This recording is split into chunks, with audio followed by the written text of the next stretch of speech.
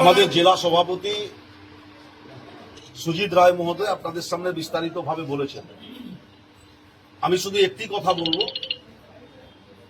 যে ঘরের ছেলে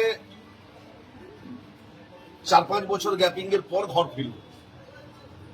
2021 সালে তাপসীদি ভারতীয় জনতা পার্টির প্রতীক নিয়ে হলদিয়া বিধানসভা কেন্দ্র থেকে প্রতিদ্বন্দ্বিতা করছিল। সেখানে এই আরমান সহ আজকে যারা এসছেন 1200 কর্মী সমর্থক, তারা প্রত্যেকেই তাপসীদির জন্য ভোট করিয়েছিল। পরবর্তীকালে মমতা বন্দ্যোপাধ্যায়ের বাংলার উন্নয়নের প্রতি আস্থা ভরসা জ্ঞাপন করে তাপসী মণ্ডল সর্বভারতীয় তৃণমূল কংগ্রেসে যোগদান করেছে। একটু দেরিতে হলেও আরমান সেই পথের পথিক হয়ে মমতা বন্দ্যোপাধ্যায়ের উন্নয়নের প্রতি আস্থা ভরসা বিশ্বাস রেখে মমতা বন্দ্যোপাধ্যায়ের নেতৃত্বে যে সমৃদ্ধি বাংলা জুড়ে প্রতিষ্ঠিত হয়েছে তার প্রতি আস্থা ভরসা বিশ্বাস রেখে তিনি আজকে তৃণমূল কংগ্রেসের পতাকা হাতে নিয়ে আজ থেকে তৃণমূল কংগ্রেসের কর্মী হিসাবে আবার নতুন করে কাজ শুরু করবে।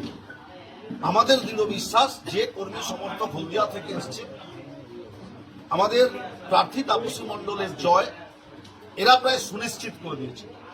শুধুমাত্র সময়ের অপেক্ষা। আগামী 4 তারিখ যখন নির্বাচনের ফল প্রকাশ হবে, হলদিয়া থেকে তাপসী মণ্ডলী জয়যুক্ত হবে।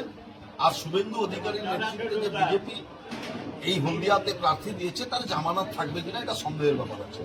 শুভেন্দু অধিকারী বলছে তৃণমূলকে হারাবে। দেখুন,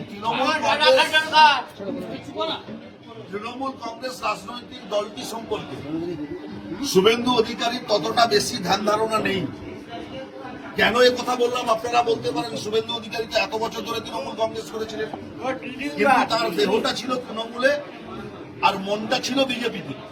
তিনি নিজেই স্বীকার করেছিলেন কাঁথি সেন্ট্রাল বাস স্ট্যান্ডে দাঁড়িয়ে যে 2014 সাল থেকে আমার অমিত শাহ মোদীজির সাথে যোগাযোগ রয়েছে।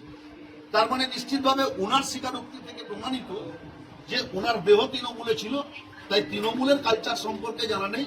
তৃণমূলের একজন নেত্রী মমতা বন্দ্যোপাধ্যায়, নেতা অভিষেক বন্দ্যোপাধ্যায় প্রতীক ঘাসের ওপর চড়াপুর সর্বস্তরে তৃণমূল কংগ্রেসের কর্মী সমর্থক নেতৃত্ব যারাই আছেন, যে লেভেলের আছেন, প্রত্যেকেই কিন্তু মমতা বন্দ্যোপাধ্যায়ের প্রতি আস্থা ভরসা বিশ্বাস রেখে নির্বাচন করান, দলের মিটিং মিছিল করান, দলকে সংগঠিত করেন।